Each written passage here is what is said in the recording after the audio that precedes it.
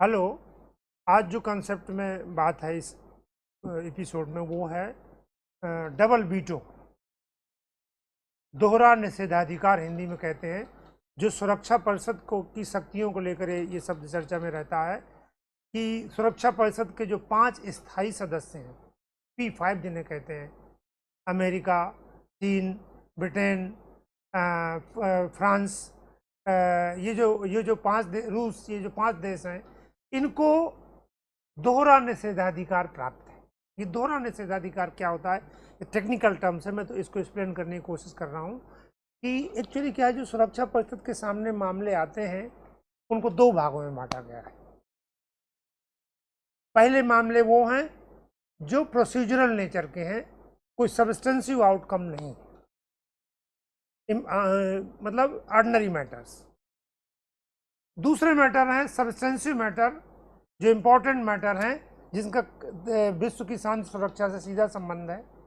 नियम ये है कि अगर साधारण मैटर होगा तो कोई भी 9 देशों का समर्थन चाहिए। सुरक्षा परिषद में 5 स्थायी होते हैं और 10 गैर स्थायी सदस्य होते हैं या टेम्परेरी सदस्य होते हैं। तो इन 15 में से कोई भी 9 गैर महत्वपूर्ण विषय पर अगर 9 लोगों का समर्थन मिल जाए तो पारित हो जाएगा, पास हो जाएगा। लेकिन अगर महत्वपूर्ण विषय है तो 9 में से उन 5 का भी होना जरूरी है, जो परमानेंट मेंबर है। ये तो पहला वीटो हो गया। अगर उन 5 में से एक ने भी ना कर दी तो प्रस्ताव पारित नहीं हो पाएगा। तो पहला वीटो क्या हुआ कि महत्वपूर्ण मुद्दे पर जब विचार होगा तो 9 वोटों में, 9 मतों में उन 5 स्थायी सदस्यों के मत जरूरी है। अगर उनमें एक भी मना करेगा तो निषेधाधिकार माना जाएगा, वीटो माना जाएगा। अब ये दोहरा वीटो क्या है? ये तो पहला वीटो सभी लोग समझते हैं।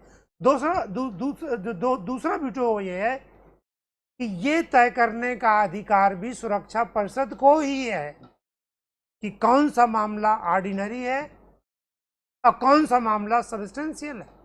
और ये तय करने में भी किसी मामले को जब किसी भी कैटेगरी में शामिल किया जाएगा तो 9 लोगों के वोट चाहिए, 9 देशों के, उनमें 5 उनके चाहिए। ये दूसरा मताधिकार है। यानी पहला मताधिकार आया कि किसी मामले पर फाइनल फैसला कर रहे हैं।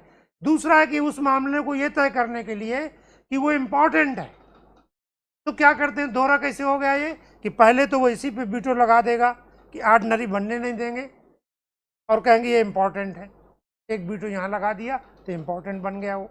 अब दूसरा वीटो लगेगा जब उस मैटर पे इम्पोर्टेंट बनने के बाद क्या कार्रवाई करनी है, जब ये प्रस्ताव आएगा तो दूसरा वीटो लगा देगा। इस तरह से डबल वीटो होता है। एक बार ये तय करने में कि ये मैटर सब्सटेंसिव है कि नहीं, तो सब्सटेंसिव बनाने के लिए वीटो लगा सकते हैं वो 5 देश। और दूसरा, जब उस विषय पे वास्तविक चर्चा आएगी, क्या फैसला लिया जाना है, दोबारा उस पर वीटो लगा सकते हैं। इस तरह ये 2 बार वीटो का प्रयोग करने का अवसर मिलता है, इसलिए इसको बोलते हैं दोहरा निषेधाधिकार। Thank you.